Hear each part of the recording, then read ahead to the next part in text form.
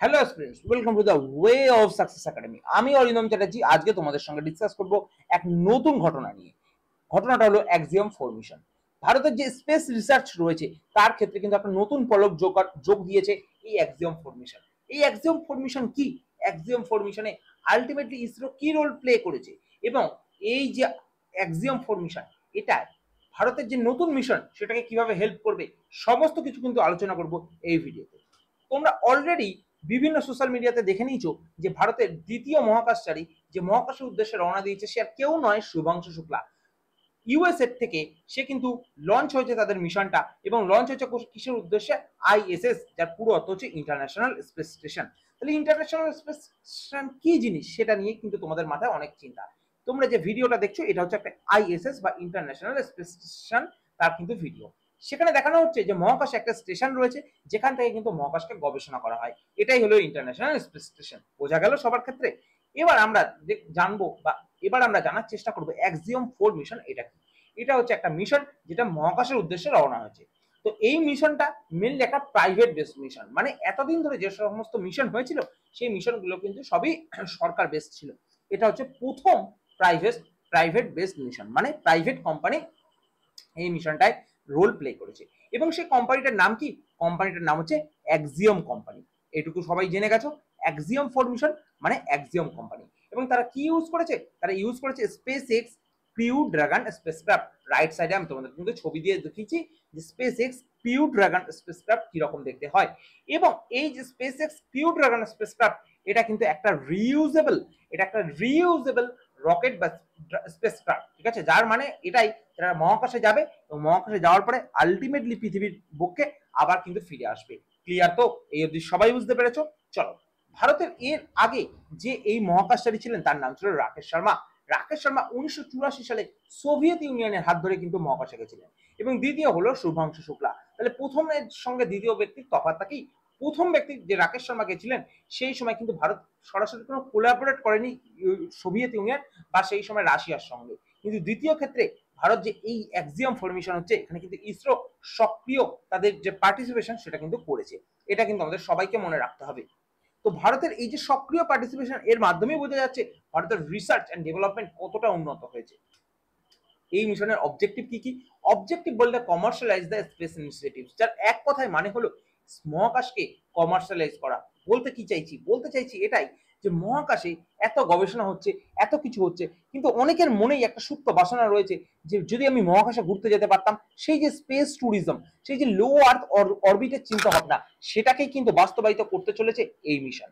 তো এই মিশনের মাধ্যমে আলটিমেটলি সেই জিনিসটাকে কিন্তু বিজনেস পার্সপেক্টিভে এবং বিজনেস এবং রিসার্চ দুটোকে একসঙ্গে যাতে আমরা নিয়ে যেতে পারি, কমার্শিয়ালাইজ করতে পারি স্পেস স্টেশনকে, সেদিকে কিন্তু এগোনো হচ্ছে এই মিশনের দ্বারা। ইন্টারন্যাশনাল কোলাবোরেশন, যার অর্থাৎ এটাই যে এই মিশনে কিন্তু তিনটে বডি ছিল। একদিকে ছিল অ্যাক্সিওম, দ্বিতীয় দিকে ছিল ইসরো এবং তৃতীয় দিকে ছিল নাসা। এই তিনটে বডি, তিনটে স্পেস রিসার্চ অর্গানাইজেশনের কোলাবোরেশনের মাধ্যমে কিন্তু এই যে ঘটনাটা সেটা কিন্তু সম্পন্ন হয়েছে। এবং এটা কি প্রমোট করেছে? এটা প্রমোট করেছে advancing space science. Space science যে কতটা উন্নত হয়েছে সেটাকে কিন্তু প্রমোট করেছে এই ইন্টারন্যাশনাল কোলাবোরেশন। এবং তার সঙ্গে আমরা বলতে পারি রিসার্চ এন্ড ডেভেলপমেন্ট।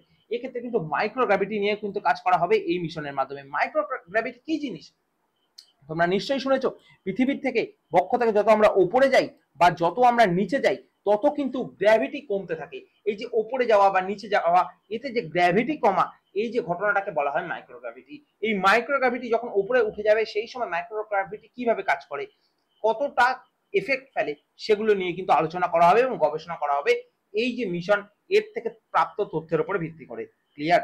এবং এই মিশনে আলটিমেটলি কোন রকেট ইউজ করা হলো? ফ্যালকন 9 রকেট ইউজ করা হলো। তারা কতদিন থাকবে মহাকাশে? 14 দিন তারা মহাকাশে থাকবে। 14 দিন মহাকাশে থাকার পরে তারা কিন্তু পৃথিবীতে আবার ফিরে আসবে। এবং এই মিশনের ইসরোর রোলটা কিন্তু যথেষ্ট গুরুত্বপূর্ণ। ইসরো এক্ষেত্রে কিন্তু এই যে মিশনটা, এই মিশনে ইসরো ছাড়াও নাসা এবং অ্যাক্সিওম যে কোম্পানি, তিনজনেই পার্টিসিপেট করেছে। এবং ইসরো এই মিশন শুরু হওয়ার ক্ষেত্রে অনেক যে প্রতিবাধা এসেছিল, যেমন বলতে গেলে আমরা বলতে পারি যে এই মিশনের ডেট বারবার চেঞ্জ হয়েছে। কেন চেঞ্জ হয়েছে? কারণ কোনো না কোনো ত্রুটি এসেছিল।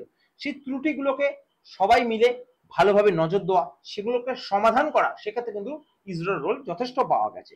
মানে একটা ভারতীয় সংস্থা ভারতের স্পেস রিসার্চ অর্গানাইজেশন যে এই লেভেলে কাজ করছে, মহাকাশে মানুষ পাঠাচ্ছে, সেক্ষেত্রে কিন্তু ইসরো একটা যথেষ্ট গুরুত্বপূর্ণ ভূমিকা পালন করেছে। এর আগে কিন্তু রাশিয়া এবং ইউএসএ দুজনেই এটা করে দিয়েছে অলরেডি। কেন আমি বলছি যে এই মিশনটা ভারতের জন্য খুবই পরিমাণে হিস্টোরিক বা একটা ঐতিহাসিক?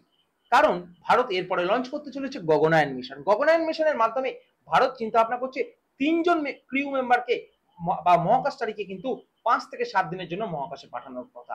তাহলে যখন ভারতের পরবর্তী প্ল্যান রয়েছে ভারতের মহাকাশচারীকে মহাকাশে পাঠাবে, তার আগেই যদি ভারতের কোনো ব্যক্তি মহাকাশ থেকে ভ্রমণ করে আসে, তাহলে তার কাছ থেকে প্রাপ্ত অভিজ্ঞতা ভারতের এই যে নতুন মিশন গগনায়ন, সেখানে কিন্তু যথেষ্ট পরিমাণে গুরুত্বপূর্ণ ভূমিকা পালন করবে। তো তোমরা অবভিয়াসলি বুঝতে পারছো ইসরো এক্ষেত্রে কিন্তু যথেষ্ট একটা গুরুত্বপূর্ণ ভূমিকা পালন করেছে এবং ভারতের ক্ষেত্রে এটা একটা ঐতিহাসিক মুহূর্ত, যে মুহূর্তে ভারতের একজন মহাকাশচারী দ্বিতীয় ব্যক্তি ইসরোর কোলাবোরেশনের ফলেই কিন্তু মহাকাশের পথে পাড়ি দিয়েছে এবং সে আর কিছুদিন পরেই মহাকাশ থেকে আবার পৃথিবীতে আসবে এবং এসে তার অভিজ্ঞতা শেয়ার করবে। সেই সময় আমরা কিন্তু আবার একটা দ্বিতীয় ভিডিও আনবো, এর যে কন্টিনিউশন পার্ট সেটা কিন্তু আমরা নিয়ে আসবো। এই চ্যানেলে কিন্তু এইরকম ভিডিও আসতে চলেছে তোমাদের জন্য। একটাই উদ্দেশ্য বা একটাই কথা, যদি এই ধরনের ভিডিও তোমাদের ভালো লেগে থাকে, তুমি যে বয়সের হয়ে থাকো না কেন, 18 থেকে 40 বা 50 বা 60, যদি তোমার এই ধরনের ভিডিও ভালো লেগে থাকে অবশ্যই কমেন্ট সেকশনে কমেন্ট করে জানাবে। আর যদি তোমার পছন্দ হয় তাহলে শেয়ার করবে এবং সাবস্ক্রাইব করবে। পরের দিন কিন্তু আমরা আলোচনা করতে চলেছি তোমাদের সঙ্গে ইরান, ইসরায়েল এবং ইউএসএ এই যে একটা জিওপলিটিক্যাল টেনশন রয়েছে সেটা নিয়ে একটা বিস্তারিত সেশন। যদি ভালো লেগে থাকে, যদি সেই সেশন সম্পর্কে শুনতে আগ্রহী হয়ে থাকো, এখনই চ্যানেলটাকে সাবস্ক্রাইব করে রাখো। আর আমাদের যে ফ্রি গ্রুপ রয়েছে সেখানে কিন্তু ডেসক্রিপশন বক্সের লিংকে ক্লিক করে জয়েন হয়ে যাও, তাহলে সমস্ত ভিডিও নোটিফিকেশন সবার আগে তোমার কাছে পৌঁছে যাবে।